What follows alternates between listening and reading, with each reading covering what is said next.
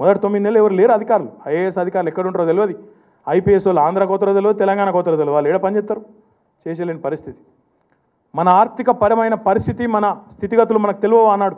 కొత్త రాష్ట్రం, ఆదాయం ఎట్లుంటుందో తెలియదు, పరిశ్రమలు వస్తో రావో తెలియదు, ఉద్యోగాల కల్పన జరుగుతుందో రాదో తెలియదు అన్నాడు. పరిస్థితి అంతా ఆగమ్యగోచరం. ఇన్ని అనుమానాలు, మళ్ళీ దాని మీద కాంగ్రెస్ వల్ల పిల్లి శాపాలు. ఒక ఆయన అంటాడు తెలంగాణ వస్తే మీ బతుకు చీకటి అయిపోతుంది పో అన్నాడు. ఇప్పుడు ఆయన బతుకు చీకటి అయిపోయింది, మనం మాత్రం మంచిగా జగదీష్ రెడ్డి గారి పుణ్యమాని, కేసీఆర్ గారి పుణ్యమాని 24 గంటల కరెంటు మనకు వచ్చింది, రైతులకు కూడా 24 గంటల కరెంట్ వచ్చింది. ఆయన మాత్రం పాపం ఇంకా అక్కడిక్కడ తిరుగుతున్నాడు. ఈరోజు ఒక్క తుంగతుర్తిలో మీరు ఆలోచన చేయండి, తాండాలు గ్రామ పంచాయతీలు అయితే అని కాంగ్రెస్ వాళ్ళు 50 ఏళ్ళకెళ్ళి చెప్తూనే ఉన్నారు. అయినాయా? కాలే. ఈరోజు ఒక్క తుంగతుర్తిలో ఇప్పుడే తమ్ముడు చెప్పినాడు 24 తాండాలు గ్రామ పంచాయతీలైనాయి, మరొక 20 మధిర గృహాలు గూడాలు అవి కూడా పంచాయతీలైనాయి, కొత్తగా 48 గ్రామ పంచాయతీలైనాయి. వికేంద్రీకరణ జరిగింది. సూర్యాపేట జిల్లా అవుతుందని ఎప్పటి నుంచో వింటున్నాం మనం. అయిందా ఎవరితోనన్నా? కేసీఆర్ వచ్చినాకనే సూర్యాపేటలో జిల్లా అయింది. సూర్యాపేట జిల్లానే కాదు, నల్గొండ జిల్లాకు మెడికల్ కాలేజ్ కావాలని చెప్పి ఎప్పటి నుంచో లబలబా అని మొత్తుకుంటున్నారు కాంగ్రెస్ వాళ్ళు. 10 సార్లు అవకాశం వచ్చినా మెడికల్ కాలేజ్ వచ్చిందా నల్గొండ జిల్లాకు? ఈరోజు ఒకటి కాదు, ఉమ్మడి నల్గొండ జిల్లాకు 2 మెడికల్ కాలేజ్ ఇచ్చిన ఘనత సూర్యాపేటకు నల్గొండకు కేసీఆర్ గారికి దక్కదా? ఇంటింటికి తాగునీరు ఇవ్వాలి, ఇంటింటికి తాగునీరు ఇవ్వాలనే ఆలోచన ఒకసారి మీరు ఆలోచన చేయండి. మీ జిల్లా నుంచే జానారెడ్డి గారు గ్రామీణ నీటి సరఫరా మంత్రిగా పనిచేసిండు.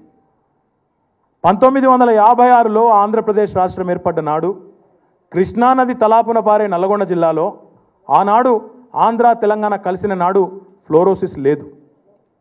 ఫ్లోరోసిస్ ఆనాడు లేదు 56లో. కానీ ఎట్లెట్లయితే మీ జిల్లాలో మీ కాంగ్రెస్ నాయకుల పదవులు పెరిగినాయో, వాళ్ళ ఆకారాలు పెరిగినాయో, వాళ్ళ ఆస్తులు పెరిగినాయో, వాళ్ళ పాపాలు పెరిగినాయో, అట్లే ఫ్లోరోసిస్ కూడా ఒక భూతం మాదిరిగా మీ తుంగతుర్తిలో, మునుగోడులో, దేవరకొండలో ఆ జిల్లాలో 2 లక్షల మందిని ఉమ్మడి నల్గొండ జిల్లాలో జీవోత్సవాలుగా చేసే పరిస్థితికి ప్రత్యక్ష సాక్షులు, ప్రత్యక్ష సాక్షి భూతాలు వీళ్ళు కాదా? ఈ కాంగ్రెస్ నాయకులు కాదా?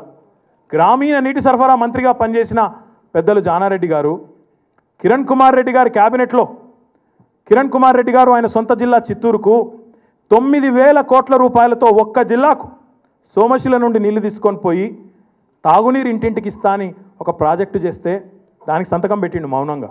ఉత్తమ్ కుమార్ రెడ్డి గారు కూడా సంతకం పెట్టినారు. కానీ ఒక్క మాట, అయ్యా మా నల్లగొండ జిల్లాలో 2 లక్షల మంది జీవోత్సవాలైనారు, ఫ్లోరోసిస్ వ్యాధితో బాధపడుతున్నారు, కింద పడితే వారి బొక్కలన్నీ ఇరిగిపోయే పరిస్థితున్నది, మాకు ముందు నీళ్ళు ఇవ్వండి, మా పక్కకే సాగర్ ఉన్నది, మా పక్కకే కృష్ణానది ఉన్నది, మాకు రావాలి కదా నీళ్ళు అనే మాట అడిగినరా? నోరు పెగిలిందా వీళ్ళకి? కిరణ్ కుమార్ రెడ్డి గారు నిండు శాసనసభలో నిలబడి ఒక్క పైసా తెలంగాణకి ఇవ్వను, ఏం చేసుకుంటావో చేసుకోపో అన్నప్పుడు మౌనంగా కూర్చొని ముసిముసి నవ్వులు నవ్వింది ఎవరు? ఈ జానారెడ్డి గారు, ఈ ఉత్తమ్ కుమార్ రెడ్డి గారు కాదా? తెలంగాణకు అన్యాయం జరుగుతున్న నాడు, ఆనాడు పిల్లలు చచ్చిపోతున్న నాడు, మీ నియోజకవర్గంలోని మోత్కూరుకు సంబంధించిన శ్రీకాంతాచారి బలిదానం చేసుకున్న నాడు ఈ కాంగ్రెస్ నాయకులు ఎవరైనా మాట్లాడినారా? ఈ కాంగ్రెస్ నాయకులు ఒక్కరంటే ఒక్కరు ముందుకొచ్చి పదవులకు రాజీనామా చేసిండ్రా? మంత్రి పదవులు అంటిపెట్టుకొని గబ్బిలాలు కదా చూరు పట్టుకొని ఎలాడినట్టు ఇండ్లల్లో కూర్చొని ఫైళ్ళ మీద దొంగ సంతకాలు పెట్టిన వాళ్ళు తప్ప వీళ్ళు ఎప్పుడైనా కలిసి వచ్చినారు మనకు? అందుకే మీరు ఆలోచన చేయాలా? ఈరోజు మాట్లాడుతున్నారు మాకు అవకాశం ఇవ్వండి, ఇది చేస్తాం అది చేస్తాం. మీకు అవకాశాలు ఇవ్వలేదా? 10 సార్లు ఇచ్చినారు ప్రజలు. 10 సార్లు అవకాశం ఇస్తే రికార్డులు బదులు కొట్టినారు మీరు. ఒక ఆయన 16 ఏళ్ళు కేబినెట్ మంత్రిగా పనిచేసినాడు, ఇంకొక ఆయన 6 ఫీట్లు ఎదిగినాడు, ఇంకొక ఆయన పులిచింతల ప్రాజెక్టు కట్టద్దని చెప్పి అందులో లిఫ్టులు మోటార్లన్నీ తన్నిండు, మళ్ళీ ఆయనకే పులిచింతల కాంట్రాక్ట్ తెచ్చుకున్నాడు. మీ జిల్లా నాయకుడే, కాంగ్రెస్ నాయకుడు. ఒక్కడు కాదు, చెబుతూ పోతే మీ జిల్లా నాయకుల చరిత్ర, కాంగ్రెస్ నాయకుల చరిత్ర మామూలుగా లేదు.